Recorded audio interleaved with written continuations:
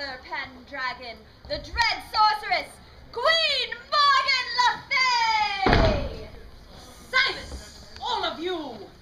Will, remember I want you to enter this land unannounced and do my work from behind the scenes until the time is right, so that I may destroy my half-brother and his minions. 1,000 pardons, Your Majesty. I have sacrificed much to see this day. I would not spoil it for you for 100 hands. And your sacrifice will not be in vain, for you will stand beside me on the day of Arthur's destruction. But how, Will? How? Each time we strike a blow from Arthur's tyranny, we are struck down in defeat by a combination of a force of arms. Arthur and his damnable self-righteousness, and then magics from that interloper Merlin. What are we left to do? It has to be something Merlin knows nothing about. A forgotten spell from the past, perhaps. No, we've tried that. I know something we haven't tried. Something from the future. Can your powers do that, my queen? Of course, Will! I will use my powers to draw something from the future, anything that could help us.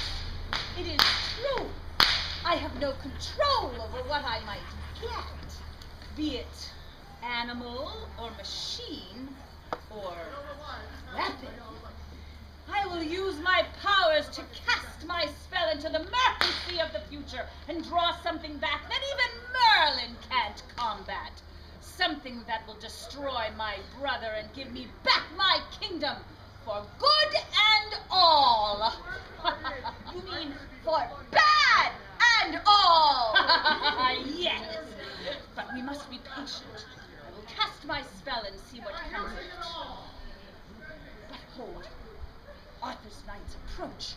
I can feel it like a cold chill coming over me. We must away from this place at once. Aye, Your Majesty. Majesty? Oh, I like the sound of that.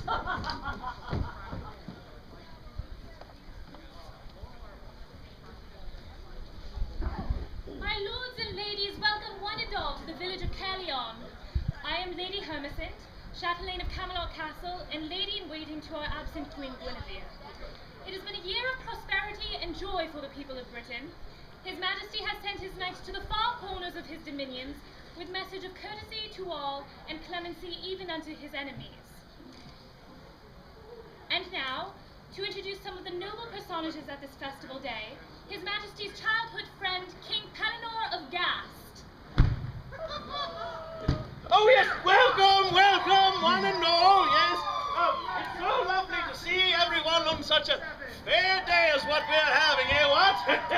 Yes, reminds me of the halcyon days of my youth. Yes, I was only a boy at that point, a mere princeling dandled on my father's knee. Of course, I didn't live in Camelot at that point. I was aghast. Something shocked you, Your Highness? What? No, nothing has shocked me, nothing in this world. What are you going on about, Lady Hermesint? No, I was just saying to these people right here that I am aghast. I'm sorry if I've offended you, my lord. Oh, yes. I see what you're on about now, yes, yes. No, you thought I meant aghast, i.e. shocked and surprised. No. What I was saying was that I'm from the kingdom of Gast, do you understand? Yes, I understand now. Oh, yes. You see how clearly things become when you understand them? You see, I am from the kingdom of Gast the same way that you are a Camelosian. A Camelosian? Well, enough of this, Lady Hermesint. I have to present our wizard. Camelosian? Ladies and gentlemen, it is my most extreme pleasure to present to you on this most august of days the man who trained Arthur to be the paragon that he is today, the wisest man in the realm, mentor, teacher, and a man who lives backwards, if you can believe it. I give you Merlin the Wizard! Huzzah! Camelotion? Yes, it's the name that I thought of for you Camelot people. Yes, surprised you, didn't I? No, I knew you were going to say that. Oh, yes, well, that's because you live backwards. Well, stop me if you've heard this one before, you see. I have. Well, I'll be dashed. And speaking of dashing, which I also knew you were going to say, run along now, Pelly, and allow me to continue with the introductions. Well, all right. Well, I don't see any problem with that. Yes, continue on. Don't worry, my good people. I'll be about if you have any questions. Nobody knows this village like I do. Now, where did that kitchen run off to? Lady Hermescent, please follow King Pellinor and make certain he does not get himself into trouble. Hi, my Lord Merlin. And now, my noble lords and ladies, it is with great honor and not a little paternal affection that I introduce to you the man once called Wart, the wielder of Excalibur, the ruler of Camelot, the emperor of Logres, the once and future king himself. All hail Arthur, king of the Britons! Thank you. Welcome, my lords and ladies, one and all, to Caerleon. My lords and ladies, my peasants and noble, one and all. In the years following the absence of my unfortunate sister, Morgan Le Fay, Britain thrives as never before. Our people now sit contented and happy, free of fear, tyranny, and oppression, and we may all look towards our collective futures with gladsome hearts. Arthur, beware the fault of kings. Pride, you mean? Well, why shouldn't we be proud, Merlin? We have just now spent this entire past year rebuilding all of Britain from the damage done to us by foreign invaders, and only now are we beginning to enjoy the fruits of our labors. The future looks bright for us, my people. The future? And what know you of the future, my king? I have been there already, and I know. Yea, Merlin, but you yourself have said that the veil of your memory has grown thin as you get older, where these visions... Merlin, can we put your auguries of doom aside for one day? For today, in Caerleon, we celebrate! But your responsibilities lie far beyond the boundaries of these lands, Arthur. Look to the north, I say. The north? I'd much rather look southward. My Queen Guinevere has returned to Cameliard to visit with her family. That is where my heart lies now. Aye, 'tis a pity that Guinevere is not here, as her own wise counsel would no doubt echo mine own. What counsel do you speak of, Merlin? The Queen left me no words of warning. She knows that you think only of your immediate neighbors and neglect those on the farthest reaches of your lands. Take Gore, for example. Who knows what rules there now that your sister has disappeared? Arthur, your knights return this very day to convene at Round Table. Send them out again to the farthest corners of the kingdom to spread your words of chivalry to the wider world. Now promise me you will do this. Very well, Merlin, I promise. And I shall continue to hope that your auguries will come to naught. Much like your visions of last winter, you remember? Yes, Arthur, I remember. You came to me with the terrifying vision of all the trees of Britain alight with bright flame. I recall it. And what month was this? December. And what did this vision turn out to be? Christmas trees! Well, I can't be expected to remember everything, Arthur, and the future falls from my memory as I grow older. But enough of that now, Arthur. Your knights have arrived. Suppose! Dame Enid! Hey, my brother!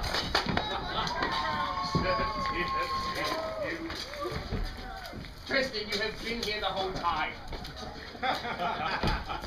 My lords and ladies, my knights have just returned from spreading the word of chivalry and freedom throughout the entirety of Britain. I am certain that very soon we shall hear of their dashing heroic stories. Oh, what say you, my good people? Would you like to hear some now? Aye. Excellent. Well, But tell me, my knights, where is Sir Galahad? I hope he has not come to some misfortune. Of Galahad we know nothing, Your Majesty. But we've already heard how Bors met and fought alongside Lancelot. Excellent! It's a most interesting story. Wondrous well. Sir Bors, you shall go first. Oh, Your Majesty. I was far afield at the very edge of Camelot when I encountered two knights in the company of a fair lady. Not recognizing their armor nor the devices thereon, I followed them to a citadel deep in the woods. I entered the castle and was immediately accosted by a bevy of beautiful maidens. I asked the women who were there, to whom did they owe their allegiance? Well, imagine their surprise when they claimed me as their lord.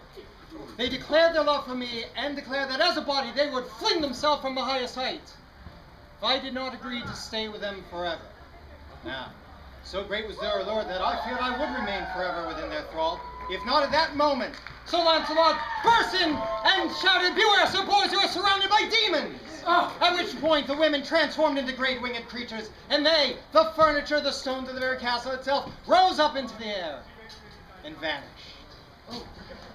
It was not only Sir Bors who was tempted, Your Majesty. I myself was travelling along the shore when I came upon a ship moored there. A black ship with black sails and black rigging, with no crew aboard, save for one noble woman who was clad in black. She asked if I would assist her in erecting her pavilion tent, which, of course, I did. And when I finished, I found that I had been overcome with an intense weariness. So she suggested I lay down in her tent and sleep a while. So, when I woke up, I turned with fear and found that she lay pressed up beside me. I turned and saw my sword lying there, gleaming in the moonlight like a cross. And I cried out, "Oh God, protect my greatest treasure!" And the tent burst into flames. The tent, the woman in the ship, all then vanished into flames. It was then that I realized that the woman was in fact the devil himself, come to tempt me into sin. Thank goodness you realized in time, Dinadin, but what was this great treasure you carried with you? Why, it was my virtue, of course. Yes, quite a loss that would have been. We wouldn't want to lose that, would we? Arthur, this grows out of hand. Stop Sir Kay before he mocks goodness and destroys all.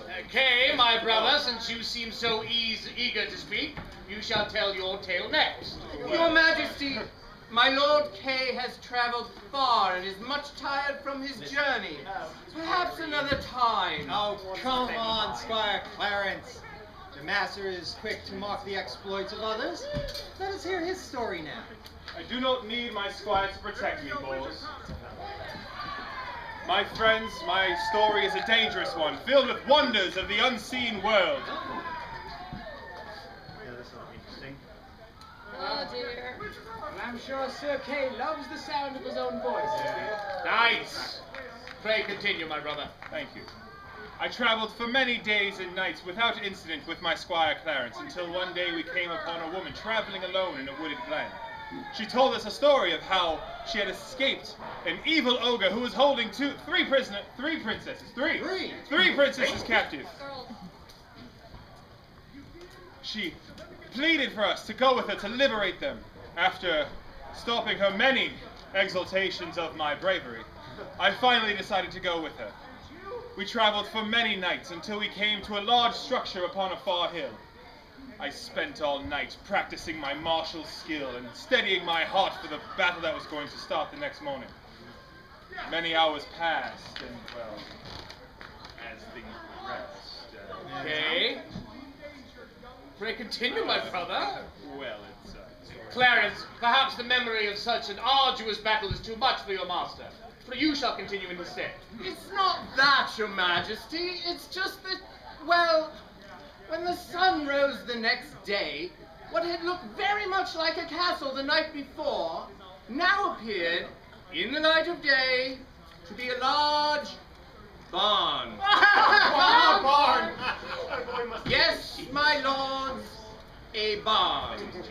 And an abandoned one at that. And by the way our guide, the young lady, reacted, it was plain that what she was seeing was the castle of the ogre. Except there wasn't one, you see. Wasn't one what, Clarence? wasn't an ogre, your majesty. All 3 princesses, for that matter. Just an old milk cow and 3 small pigs locked in a pen. A madwoman, that's what she was. And we followed her. Oh, the time wasted. Well, it wasn't exactly wasted, master. We left the ogre with the woman, it's true. But we did liberate the pigs to bring here. And where are these princesses of yours? Yeah. Well, Sir Dinnigan, the journey home was a long one. And we got lost. Yes. And our provisions ran out. So... We ate them. A rare tale of bravery and Sue. It's not often a hero receives such an appetizing award. Oh, come now, Enid. I feel sorry for Kay, a treasure lost and all. Treasure? Yeah, you could say that.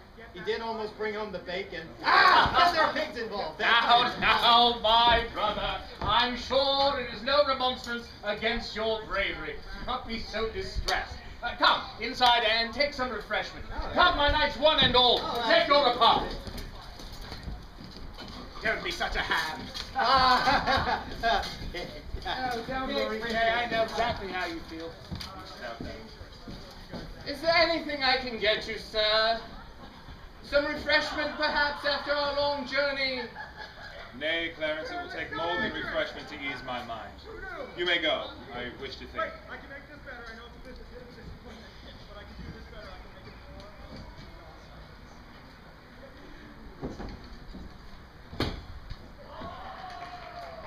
If only there was some way to prove myself in front of my brother. I'm tired of being the laughingstock to my brother knights. I can tell. You guys are really disappointed. So here's what I'll do. Sir Kay! Sir Kay! A man! In my kitchen! Sir Kay, there was a bang, and I heard a voice behind me, and suddenly there he was! Just standing there! Kay, help! Ah! Taxi! Is he dead? Nay, he is not dead. Though he does wear the strangest garments I have ever seen.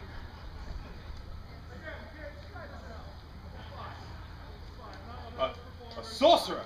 A what? Aye, a sorcerer performing some arcane ritual using your cauldrons. Ah. And he heard my voice in the other room, and when he came in, he fainted, wearing a strange sorcerer's garb. And What? now he wakes. He wakes! The sorcerer wakes! The sorcerer wakes! What's with all the shouting? Sorcerer's wakes! Who was that? There's a sorcerer over there! Where am I? The man's a sorcerer! Hold, varlet. Oh, what the heck do you think you're doing? Stick! Ah! Ah! Ah! Who are you, friend? What's with your getup? I am no friend of yours, sorcerer. I am Sir Kay, Seneschal Knight of Camelot, and you... Arthur, eh? Well, it's a little early in the morning for a costume party, brother, and, hold back that hammer and stop waving at me, or I'll show You'll you do nothing, monster. You are my prisoner. Monster? What? Prisoner? Aye, you are my prisoner. Prisoner of a costume party? Mister, you're crazy. If by your words you mean to impugn my sanity, know that Sir Kay does not brook lightly assaults upon his character. Character? Oh, no, don't tell me. You're an actor, huh? And, I've somehow fallen asleep and woken up on one of your movie sets. Oh, wow. You Hollywood people sure work quick. Look at these backdrops. They're like the real thing. And look at you all dressed up and invested in your character. Now, who's your head man around here? Is DeMille here? I know of no mills in Caerleon, but if you're looking for our leader, it is none other than King Arthur himself. Arthur? Oh, I get it. The director's also the star. Typical show business folk. All right, Mr. Knight, take me to your leader. You first, monster. Before the day is out, I'll prove myself to King Arthur. Now march! We see King Arthur himself. That's what your spell set us back for the future? Nothing but a man?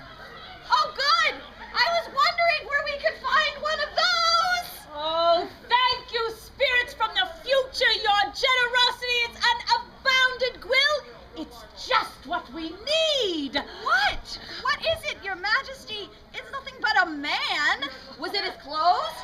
They were strange, to be sure. No, his clothes are but a shell. His hair, his body, all a shell. We don't need any of it. Then what? His mind, Gwyll, his brain. It has thoughts, ideas, knowledge, experience from the future all tucked away behind that monkey face of his. His mind is a door, and when we find the key, it will unlock the power, my power, to destroy my brother and take back my kingdom for good and forever.